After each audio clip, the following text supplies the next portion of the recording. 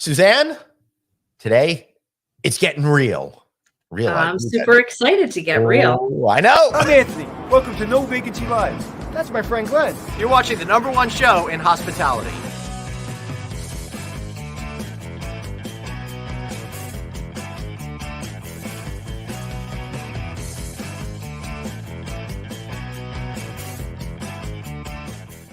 Everybody, welcome to one and only No Vacancy Live. That is Dr. Producer Suzanne Bagnara, whose career is blown up in front of our eyes down there at FIU. I, of course, am Glenn Hausman. So great to see you today. How are you, Suzanne? I'm excited to be with you today. I feel like it's been a hot minute. Like you're traveling a lot. And even though you're in the state of Florida, I didn't really get to hang out or see you this time. Well, I will tell you, the 3 days I was in Florida was a hot minute. High 80s over there. I did go check out the interview I did with Ben Perlmutter of Ben Perlmutter of TPG Hotels and Resorts. That was a really fun one. We did that in Orlando at the Wyndham Disney Springs.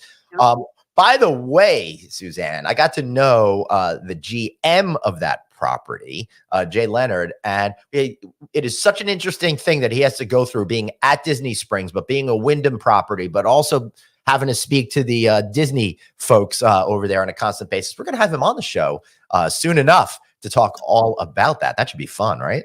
That's pretty exciting. I think he might even very big connection. All right, so. Today's exciting because I'm always happy when I feature our friends from government agencies on here. And today we got the TSA back with us. But instead of talking about future innovation, we're going to talk about how you can innovate right now in order to make sure you're prepared for next May's switch over to Real ID. And Suzanne, I believe it this time when they say it. I know this has been going on for almost my entire career, but this time, it is definitely happening, and I mean that in earnest with truth. I'm not being facetious over here. So you guys are going to have to get ready. I've already got my Real ID. We're going to talk all about it. What is it? Why are you going to get it? Why is it going to transform the way we travel and communicate to the TSA? Let's bring Simone Davis, who's running the Real ID program. Simone, it's so great to see you today. I'm so glad to be here. Thank you for inviting me. Yeah, this is exciting. All right. So the first thing I want to do is I want to know what Real ID is and why it's so important. And then we're going to prove your point with a little video. Okay, great. So the Real ID Act was established in 2005, and it was a recommendation from the 9/11 Commission. And the purpose of that recommendation, standards on the production of driver's license and state-issued IDs. Right. And 50 states and other territories, everybody has their own format and way of doing things. Please continue.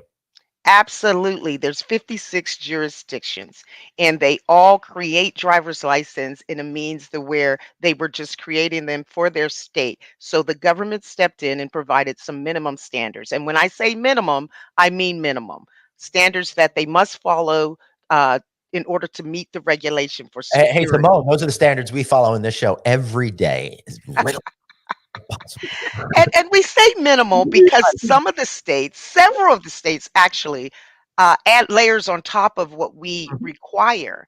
So we want to make sure people understand that and go to their state page to find out what's required to get a driver's license, a Real ID compliant license. All right, so let's take a quick look at this video over here that I want to show you folks, and then we are going to talk a little bit more about it. So here we go. Well, I'm looking good. Thank you. Just became a Real ID. What's the plan? Impromptu road trip? Actually, the plan is to fly to New York for today's product launch and then visit a family in California and cap it off with a girls' weekend in New Orleans. You really can just do all that. Sure, I'm a Real ID, so I'm good to board any domestic flight. Speaking of which, gotta fly. Nice. Enjoy. I'll be here. Be your Real ID self by May 7th, 2025. Find out how at tsa.gov/Real ID. Well, I'm sitting here real pretty because I got 51 weeks to go and I'm already all set there, Simone. Excellent. And hey, kudos to whoever came up with Tiffany's last name, Tiffany Takeoff. I like I like that. She's going to be traveling lots of places from Kentucky. All right, so share a little bit more about what all of this really means. So, as we all know, the Transportation Security Agency is a security agency, and the purpose of Real ID is just another layer of security that we apply at our checkpoints. Now, the purpose of it, again, is to create a more secure identification. That has to do with what is required to get it, as well as how the card is created. So the states have all complied with this now and are uh, able to issue Real Mhm. ID compliant driver's license. So this is just another layer of security for TSA. Of course, when people come through the checkpoint, we need to know you are who you say you are, and this is a greater validation of that by having a Real ID compliant. Right now, I just say, "Hey, don't you know who I am? Google me." Ah, And then they let me. Then they put me in a little room in the yeah. back, and I never get anywhere. Suzanne, you have a question? Oh goodness. I don't think I've had the pleasure of flying with you, Glenn. I can see you doing that, however, I don't. I in an do attempt. not mess around at the TSA. I did have a lovely talk with Wolfgang Puck once when we were both pulled aside for second screening. However, you never joke with the TSA agents. Friendliness, eye contact, get on out of there. Sorry, Suzanne. Go on. For sure. No, I know you've been really consumed, if you will, about making sure you had your documents and on time and doing what you needed to for your ID. I feel like I have to go double check mine, but when I moved down here to Florida, I feel like I went through this whole process and I have my star on my ID and I feel like I'm good, but I might need to go back and double check now. Yeah. So if you obtained your Real ID in Florida, then it is a Real ID. They are one of our Real ID only states. Oh, see, Oh, I am on top of it. There all you right. are. So, all right. So every state is a little bit different, and I did this it's like 4 road trips ago, so that's like a month ago. So I hardly remember the process anymore, which is a good thing because that means it was so easy that I don't have to remember all of the details in there. But here in New York State, I believe we have multiple options that we can get. We can, Yes. and Real ID is one of them. So, as part of that process, what I found for our Department of Motor Vehicles was that they had a website set up specifically to answer questions, and it was really cool, Simone, because it's like, "Are you interested in this?" And then it specifically told me everything I needed and to check off the documents I had. And then it would say, "Good, you're approved." Not approved like you're approved to go in and get the approval, but I mean, you have the stuff for approval there. So, Simona, I found that really, really helpful that my state was doing that. Obviously, I can't speak to the other 49 and territories out there. And yeah, I'm dropping it. I know 50 states here in the U.S. I just wanted to throw that out. So, that was really interesting to me. Combined with our Department of Motor Vehicle now does all of appointments online, so you don't have to go and do that waiting in uh, in purgatory all morning long as you wait there. And it's like, oh, I'm only my number D23 is like only one number away, and then they go to like N64 and Q46, and you just sit there, and it really stresses you out. But boom, I got called up like that. I presented my passport, my birth certificate, a piece of mail that I had, and a bill. It had to be a bill that I needed, that they needed to verify that I'm actually at that particular address. So, Simone, the way I saw it is you want to make sure the person, number one, is legit and has been through some sort of processing, either at birth or through the passport. Plus, you need to verify where they live and who they say they are. Does that all make sense? Am I missing anything? Yes, you're absolutely correct. Correct. You have to prove your citizenship, 2 pieces of information to show your permanent residence where you Mhm. are at the present time. You have to be able to show your social security number and I think Yeah. that's it. Your name, Yep. date of birth. Yes. So there are specific documents that they will accept to Mhm. show those things. So and that will be listed on your state website, as you said. And a lot of states allow people to upload their documents digitally. So with that, you have everything correct before you Right. even go in. Now you still have to take the Well, documents in with you, yeah, but at right. least you haven't forgotten something when you get That's there. really cool. And of course, my assumption, and not to say that little thing that comes after that, but that they need to prove everything in person Yes. to make sure, because we're in this world of technology where things can be fudged in an online kind of a form, right? Absolutely. Yes, that's why you still have to take the documents, even if you upload them digitally. But the digital piece at least lets you be sure that you have everything you need before Yep. you go in. Yeah, that's cool. Suzanne? Yeah, I think it speeds along the process. Yes. Honestly, I think in most of the way, I think COVID really advanced the opportunity for RMVs, DMVs, because making appointments, it becomes easier than sitting in that sense of purgatory, as kind of Glenn was talking about before, and knowing that you've got those right documents. Because sometimes there's that sense of angst, like, do I have everything? And it's not that you're not legit, it's that I forgot something. Now I have to start all over again and take that time. But for me, I found it to be a real simple process. But unlike Glenn, I didn't have a choice of Right. real ID or not. This is everything that was needed. And so that's why I was like, ooh, I better check. But thanks to Simone, I know now that I'm on top of it. Yeah. Right. Now, I could understand why states like New York have that, because it could be complicated for certain people who don't feel that they're going to travel to get all those documents together. But I love what Florida is doing by just making it the way it is to take out that layer of complexity as well, so that when people go to the airport May 8th next year, they're not going to have any surprises like I'm sure a lot of New Yorkers are going to have. So, Simone, now that we kind of understand what we have to do in order to get it, what is it going to be like when you have real ID? What will change? What won't change in the future? So, are you speaking at TSA or? Yeah, Yes. yeah. I mean, we could talk about what's going to change in my life. I feel more complete now, but I don't think that's why people are tuning in. Right. Okay, so at our checkpoint, and a lot of people get this confused. So let me explain it. We Mhm. have a list of acceptable IDs that the TSA accepts at their checkpoint. Regardless of real ID, there is Right. a list. It has like passports on it, military ID, dependent cards, things of that nature. This list, it's fluid. Sometimes Mhm. things are taken off that list, Mhm. sometimes identifications are added. The difference on May 7th, 2025 is that the driver's license that is currently on that list will change to Real ID compliant driver's license. So, in order to come through the checkpoint, you will be required, if you use a driver's license, to Mhm. have a Real ID compliant card or another form of acceptable ID on the list. Those don't change. It's still your passport's still acceptable. Your military ID is still acceptable. It's just if you use a driver's license, it must be Real ID compliant.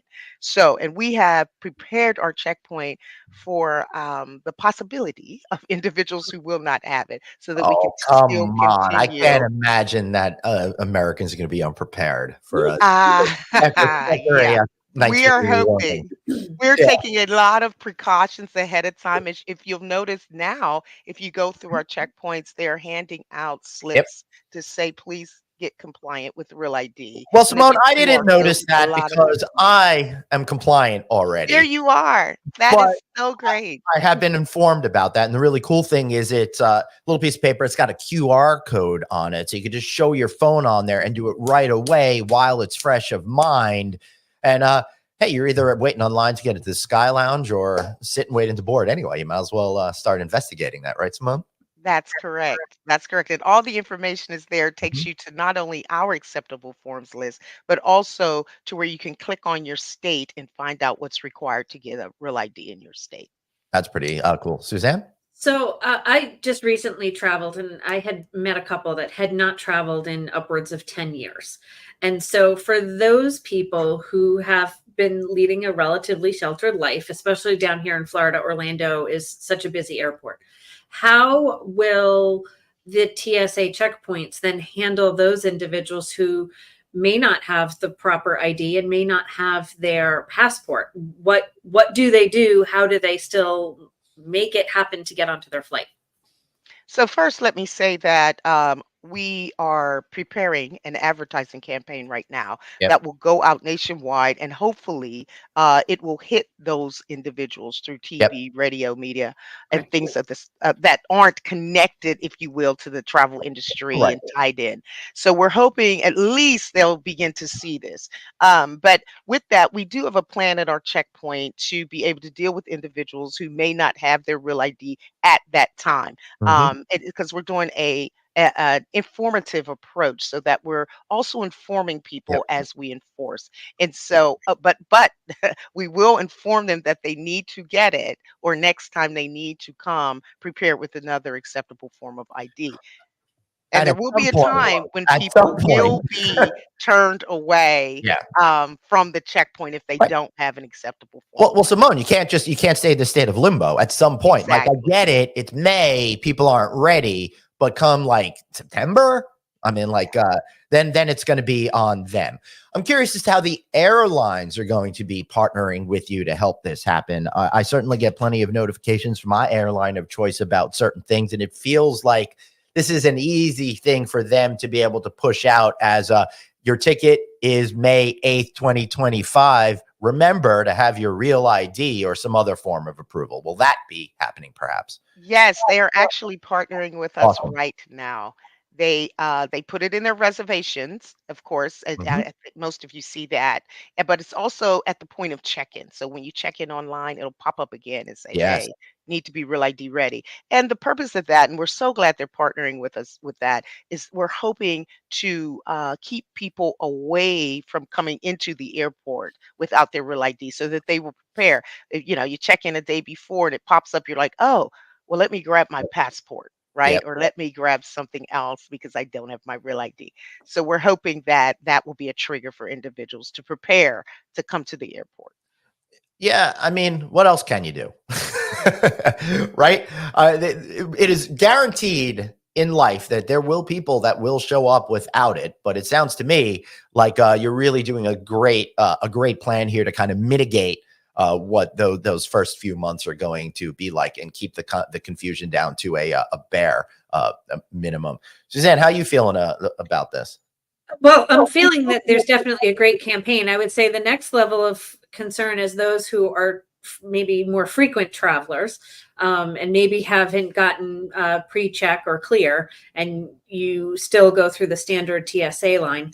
What is the plan or mitigation tactics to help ease the burden of the line, because it takes time to communicate this message to everyone? What does that strategy look like?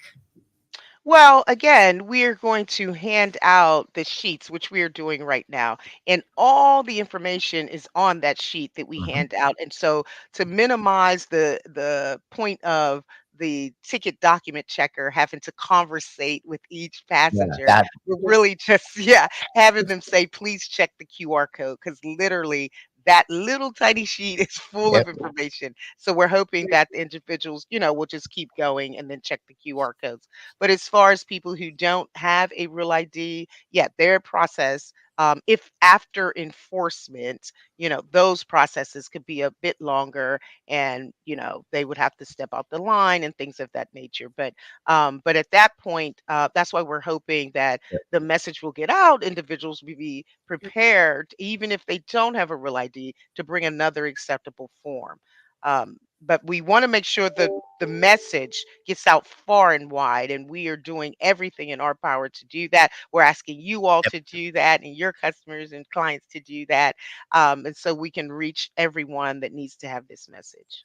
Excellent. And I'd also like to throw out the message: don't be lulled into a false sense of security by not having that ID, because even though a lot of the airlines and the TSA are doing great jobs with facial recognition to move lines quicker, there will still be a point where they're going to be like, love your photo, got to check your ID anyway, and you don't want to have a problem. So don't assume that you're going to be able to go just walking right in because of these new technologies that are coming around. I think for the rest of my lifetime, we're probably still going to need to have that backup ID. Would you agree with that assessment, Simone?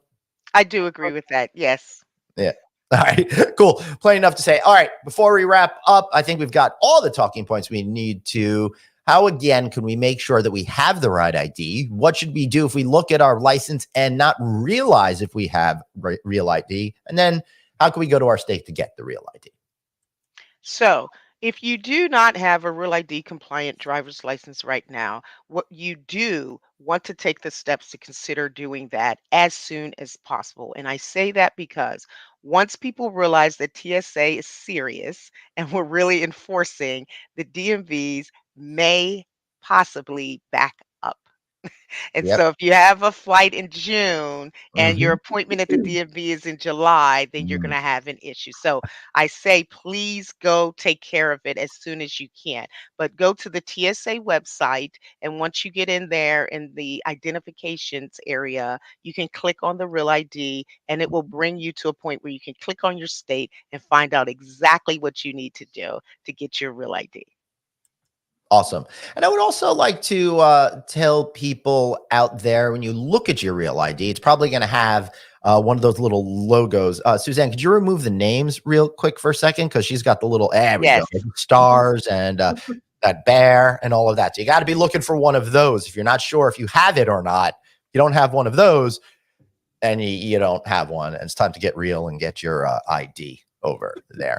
Make sure you check with your state DMV, all of that, and TSA.gov. Is that correct, Simone? That is correct. Awesome. Thank you so much for being here. Really appreciate you. Thank you. I appreciate the time. Hey, thank you. And hey, listen, Suzanne, on the 13th, yesterday, 2.71 million people went through TSA checkpoints. That's up like 140,000 from the year before on the same day. So we're setting record numbers now of people out there. And the last thing you want to do is be at the back of that line and get to the front of that line and realize you made a terrible mistake. And I think honestly, right, with as Simone said, with the DMVs, RMVs, whatever you call them in your area, their appointments now, you can't just walk in and just say, all right, I'm going to show up and look to get this solved for today. So you really need to be on top of what your schedule is so that you're not running an impact, because it might take you a month or two or more to get an appointment. So you've got to be adaptable, flexible, and bring your patients. You never know. I lucked out. I got my appointment the next day at a time convenient for me, but that was lucky. Don't wait. Don't wait. All right. Well, if you want to keep getting great information, follow us. You know where to follow us. NoVacancyNews.com. Brand new website. If I do say myself, it looks really good. Probably mostly because I had to pay for it, but I think it looks good. YouTube, LinkedIn, Facebook, wherever you are, we are. Check us out. And remember, thanks for being here. You've got one life, so blaze on and follow your passion. See you later.